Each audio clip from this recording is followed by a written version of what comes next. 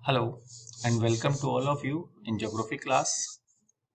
हम लोग हमारी क्लासेस के अंदर अपरदन के जो विभिन्न माध्यम हैं उनके ऊपर चर्चा कर रहे थे, जिनमें से प्रवाहित जल और उसके साथ साथ पवन, इन दो अपरदन के विभिन्न माध्यमों पर हम चर्चा कर चुके हैं। आज हम तीसरे माध्यम ग्लेशियर्स अर्थात हिमानी, हिमनद जिसको कि हम कहते हैं, उसके बारे में आज यहाँ पर हम विस्तार से चर्चा करते हैं। तो आज हम बात करते हैं वर्क ऑफ ग्लेशियर्स की, कि अर्थात कि हिमानियों के द्वारा या हिमनदों के द्वारा धरातल पर किस प्रकार से परिवर्तन किए जाते हैं, हम आज उस पर यहाँ पर चर्चा करते हैं।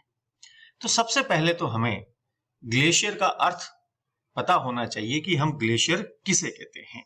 तो सामान्य रूप में यदि हम देखें तो यह हम एक पिक्चर के अंतर्गत देख सकते हैं कि ग्लेशियर जो है वो एक प्रकार से बर्फ की नदियां होती हैं, जो कि ढाल के माध्यम से गुरुत्व के प्रभाव से धरातल पर प्रवाहित होती हैं। तो ये हम देख सकते हैं यहाँ पर कि एक बर्फ का बड़ा सा भाग होता है जो कि ढाल के कारण से, गुरुत्व के प्रभाव के कारण से नीचे की ओर खिसकता है। तो उस प्रकार के भाग को ही हम हिमनद या हिमानी के नाम से जानते हैं, जो कि उच्च पर्वतीय भागों से निम्न भागों की ओर गति करते रहते हैं, प्रवाहित होते रहते हैं। तो इस प्रवाहित जो होते हैं, ये इस प्रवाह के दौरान ही ये धरातल पर विभिन्न प्रकार के परिवर्तन करते हैं, जिसे कि हम अपरदन के माध्यमों के अंतर्गत पढ़ते हैं। हालांकि इनकी जो गति होती है, ये नदियों की भांति तो होते हैं, लेकिन जो जल होता है वो बहुत तीव्र गति से प्रवाहित होता है। उसके स्थान पर ये हिमनद जो होते हैं, इनकी गति अत्यंत धीमी होती है। ये 15 सेंटीमीटर से लेकर के 15 मीटर तक प्रतिवर्ष खिसकते हैं। इसके कारण से इनके द्वारा अपरदन जो है वो धीमी गति से किया जाता है। लेकिन फिर भी ये उच्च प्रदेशों के अंदर या उच्च पर्वतीय भागों में या उच्च अक्षांशीय भागों में एक प्रकार से अपरदन के एक प्रमुख माध्यम के रूप में कार्य करते हैं। ये जो दो हिमानी जो है, हिमनद जो है, ये दो प्रकार से अपरदन का कार्य करते हैं। पहला आता है प्लकिंग और दूसरा आता है एबार्सन। प्लकिंग को हम हिंदी में उत्पाटन कहते हैं, अर्थात उखाड़ करके अपने साथ लेकर के चले जाना। यानी कि जो हिमोड़ होते हैं, यानी कि जो कंकड़ पत्थर होते हैं, जब ये हिमानी उन किसी पर्वतीय भाग से टकरा करके नीचे की ओर खिसकती है, तो ये अपने साथ यहाँ के कोई कमजोर चट्टानी टुकड़ों को, इनको दबाव डाल करके उखाड़ करके अपने साथ ले जाती हैं। तो उस प्रकार की प्रक्रिया को हम प्लकिंग के नाम से जानते हैं। और ये जो इसके अंतर्गत शामिल हो जाते हैं वो कंकड़ पत्थर, तो वो हिमोड़ के रूप में होते हैं। जैसे ये इस प्रकार से कंकड़ पत्थर इसके अंतर्गत शामिल हो गए, हम उदाहरण के तौर पर मान सकते हैं। तो ये कंकड़ पत्थर क्या कहलाएंगे? हिमोड़ के नाम से जाने जाते हैं। दूसरी प्रक्रिया होती है जिसको कि हम कहते हैं एबार्जन अर्थात अपघर्षण। इस प्रक्रिया के माध्यम से हिमानी के अंतर्गत ये जो हिमोड़क जो होते हैं, ये जो मोरेन्स होते हैं, ये जब तट या किनारे वाले भागों से टकरा करके निकलते हैं तो उन पर रगड़ मारते हुए चलते हैं, जिसके कारण से यहाँ का चट्टानी भाग भी कमजोर होकर के टूटता चला जाता है।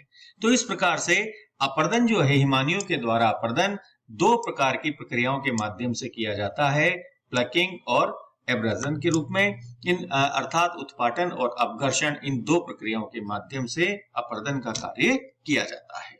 हम यहाँ पर देख सकते हैं इस एक डायग्राम के अंदर ये स्पष्ट रूप से कि ये जो हिमानी है, ये हिमानी अपने साथ ये जो कोई भी कंकड़ पत्थर चट्टानी टुकड़े हैं, इनको उखाड़ करके अपने साथ बहा करके लेकर के चली जाती हैं।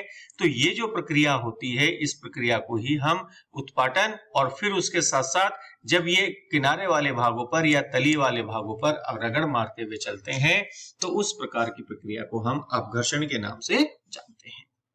तो हमने ये जाना कि हिमानियां जो होती हैं, ये पहली बात तो ये कि ये उच्च अक्षांशीय भागों में या उच्च पर्वतीय भागों पर ही विद्यमान होती है। ये सामान्य रूप में बर्फ की नदियां होती हैं, जो कि अत्यंत धीमी गति से, अर्थात 15 सेंटीमीटर से लेकर के 15 मीटर प्रति वर्ष तक ऊंचाई वाले भागों से गुरुत्व के प्रभाव के कारण से निचले भागों की ओर आती है। इस दौरान, इस प्रवाह के दौरान ये धरातल पर परिवर्तन करती है और विभिन्न प्रकार के स्थल रूपों का निर्माण करती है।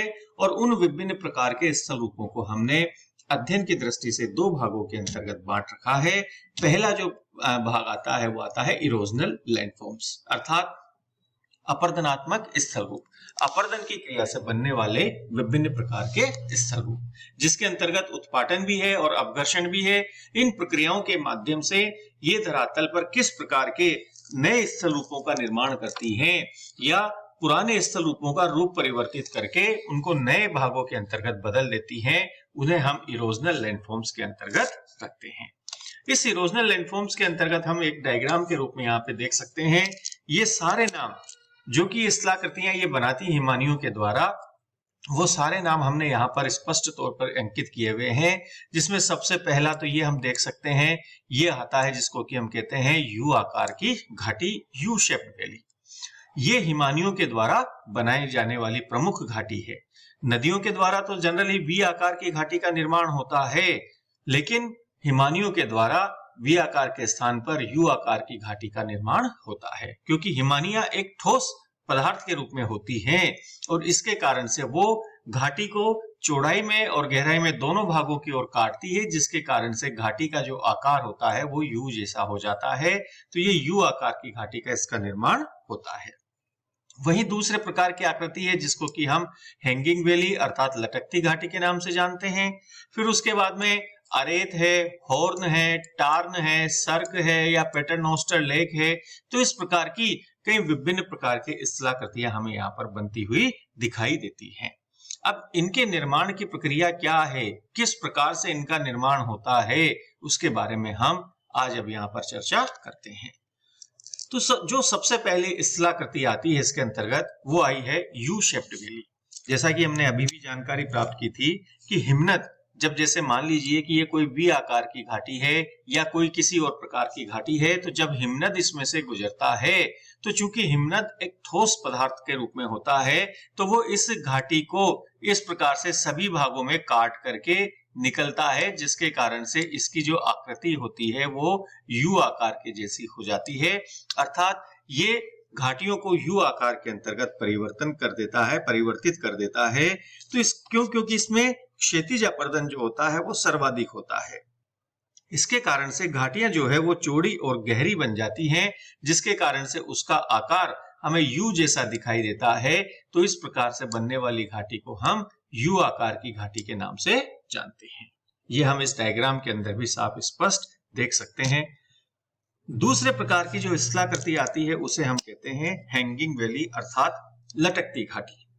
तो जिस प्रकार हम जानते हैं कि प्रवाहित जल के अंतर्गत एक मुख्य नदी होती है और उस मुख्य नदी के अंदर कई सहायक नदियां आकर के मिलती हैं, तो उसी प्रकार का क्रम हमें हिमनद वाले क्षेत्रों में भी अर्थात उच्च पर्वतीय भागों में भी दिखाई देता है। जैसे हम यहाँ पर देख सकते हैं, ये तो एक मुख्य हिमनद के रूप में भाग है जहां पर एक बड़ा हिमनद प्रवाहित हो रहा है और ये सहायक हिमनद जो है ये दूसरे रूप में दूसरी जगहों से प्रवाहित होकर के उसके अंतर्गत मिलते हैं। तो चूंकि मुख्य हिमनद जो है उसकी मुख्य हिमनद के बारे में बात करें तो मुख्य हिमनद का आकार बड़ा होने के कारण से, उसकी अपर्दनात्मक शक्ति अधिक होने के कारण से उसके द्वारा अपर्दन का कार्य अधिक किया जाता है, जिसके कारण से उसकी घाटी गहरी हो जाती है। वहीं जो सहायक हिमनद होते हैं, उन सहायक हिमनद चूंकि अपर्दन का कार्य धीमा और कम कर पाते हैं, जिसके कारण से उनकी घाटियां इस मुख्य हिमनद की घाटी की तुलना में ये हम यहाँ देख सकते हैं ऊंची रह जाती है, जिसके कारण से जब ये हिमनद सहायक हिमनद इस मुख्य हिमनद से मिलते हैं तो हमें ऐसा प्रतीत होता है कि ये घाटी जो है इस पर लटक रही हो, यानी कि ये लटकती हुई दिखाई देती है। इस कारण से इस प्रकार की घाटियों को हम लटकती घाटी के नाम से जानते हैं। ये हम यहाँ पर देख सकते हैं कि ये सहायक हिमनदों के द्वारा जो घाटियां बनाई जाती हैं, ये दूर से देखने पर चूंकि ये ऊंची रह जाती है, इसके कारण से ये जब हम इनको दूर से देखते हैं तो दूर से देखने पर ये हमें मुख्य घाटी पर, ये जो मुख्य घाटी है इस घाटी पर लटकती हुई दिखाई देती है। इस कारण से इसे हम लटकती घाटी के नाम से जानते हैं। इसी प्रकार हम बात करें नेक्स्ट स्थलाकृति की, वो आती है उसे हम कहते हैं सर्क। हम ये देख सकते हैं कि जो सर्क है कि पर्वतीय भागों से जब हिमानी का अपघर्षण होता है, हिमानी के द्वारा अपघर्षण किया जाता है, तो हिमानी चूंकि एक ठोस कण होते हैं, ठोस रूप में होती है, तो इसलिए जब वो नीचे उतरती हैं तो इस प्रकार से एक आरामदायक कुर्सी के समान आकृति बन जाती है। तो उसके कारण जब ये जो आरामदायक हिमानी यहाँ से नीचे उतरती है तो ये पर्वतीय भाग को अपघर्षण के कारण से काट करके यहाँ पर एक ही आरामदायक कुर्सी के समान आकृति बना देती है। तो एक जो लेजी चेयर होती है उसके रूप में यहाँ पर इस प्रकार से एक पर्वतीय भाग बन जाता है। तो इस प्रकार की जो आकृति होती है इसको हम सर्क या हिम गह्वर के नाम से भी उसको हम जानते हैं। तो ये जो सर्क या हिम गह्वर होते हैं, यहाँ पर जब हिम नीचे की ओर गिरता है तो इस वाले भाग पर हमें यहाँ पर हिम के दबाव के कारण से थोड़ा सा गड्ढा सा यहाँ पर दिखाई देता है और इस गड्ढे के कारण से यहाँ पर जब गड्ढा बन जाता है और ये हिमनद यदि पिघल जाते हैं तो उसमें यहाँ पर एक जल भर जाता है और एक छोटा सा अवनमन कुंड जैसा, यदि हम बात करें तो प्लंगिंग पूल जैसा इस प्रकार का एक भाग बन जाता है। तो उस प्रकार के भाग को हम टार्न के नाम से जानते हैं। तो ये हम देख सकते हैं कि इस प्रकार से जहां पर ये भाग है, ये जो हम दिखाई दे रहा है इसके अंदर, ये एक प्रकार से टार्न के रूप में है क्योंकि यहाँ पर गड्ढा बन गया और गड्ढा बनने के कारण से वो भाग टार्न के रूप में परिवर्तित हो गया। अब यदि ये अपर्दन की क्रिया लगातार जारी रहती है, हम ये देख सकते हैं कि ये जो अपर्दन की क्रियाएं हैं ये यदि लगातार जारी रहती हैं तो लगातार जारी रहने के कारण से सर्क का जो पहाड़ी का एक भाग हिमनद जो इधर की तरफ नीचे उतर रहा है और वही हिमनद जब ये दूसरी ओर भी नीचे उतरते हैं तो ये दोनों ओर जो है सर्क का निर्माण होने से बीच वाला जो भाग होता है वो अपर्दित होकर के धीरे धीरे नुकीला होने लग जाता है। तो इस प्रकार से हम देख सकते हैं कि ये भाग क्या हो गया, भाग नुकीला हो गया है। तो नुकीले होने के कारण से ये जो आकृति बनती है इस आकृति को ही हम अरेत के नाम से जानते हैं। तो ये जो नुकीले भाग होते हैं पर्वत के, ये इस प्रकार के जो नुकीले सिरे हमें यहाँ पर दिखाई देते हैं, जैसा कि ये हमें दिखाई दे रहा है। हम ये देख सकते हैं कि एक और इधर सर्क उतरा और दूसरी ओर भी इधर सर्क उतरने पर, हिम के उतरने पर लगातार अपघर्षण से बीच वाला भाग बिल्कुल एक तीखे चाकू की नोक के समान, तलवार की नोक के धार के समान इस प्रकार से तिकोना सा हो जाता है। तो उस प्रकार की आकृति को ही हम अरेत के नाम से जानते हैं। तो ये जो अरेत है इस प्रकार से हमें यहाँ पर एक तिकोना कोने के रूप में हमें यहाँ पर दिखाई दे रहे हैं। तो ये एक महत्वपूर्ण आकृति है जो कि हमें हिम वाले क्षेत्रों के अंतर्गत दिखाई देती है। अब यदि ये लगातार क्रिया जारी रहती है, लगातार क्रिया के जारी रहने पर नेक्स्ट जो आकृति हमें दिखाई देती है उसे हम हॉर्न के नाम से जानते हैं। अर्थात जब ये दोनों शिखर, दोनों ओर के भाग अरेत जो हैं वो लगातार मिलते रहते हैं तो इनके बीच वाला भाग टूट करके एक नुकीले सिरे के रूप में ये भाग बच जाता है। जैसे ये इधर से और ये भाग इधर से और ये भाग इधर से मिला करके यहाँ पर एक नुकीले सिरे के रूप में ये भाग बचा रह जाता है। तो उस भाग को ही हम हॉर्न या गिरिशृंग के नाम से जानते हैं। ये एक प्रकार से पिरामिड नुमा आकृति से यहाँ पर बन जाती है और आल्प्स श्रृंखला के अंदर जो मैटरहॉर्न है वो इसका एक बहुत ही अच्छा उदाहरण है कि किस प्रकार से उस हॉर्न का यहाँ पर निर्माण होता है। तो इस प्रकार से हम ये देख रहे हैं कि हिमनद के द्वारा भी अपर्दन की क्रिया के माध्यम से, उत्पाटन या अपघर्षण की क्रिया के माध्यम से धरातल पर विभिन्न प्रकार की स्थलाकृतियों का निर्माण किया जाता है, जिनमें से यू शेप्ड वैली है या हैंगिंग वैली है, सर्क है, अरेत है और हॉर्न है, ये प्रमुख रूप से इसके अंतर्गत जानी जाती हैं। और भी जो इसके अंतर्गत मुख्य भाग हैं उन पर हम हमारे अगले वीडियो के अंदर चर्चा करेंगे। आप इसी प्रकार हमारे साथ कंटिन्यू रहिएगा। Thank you very much.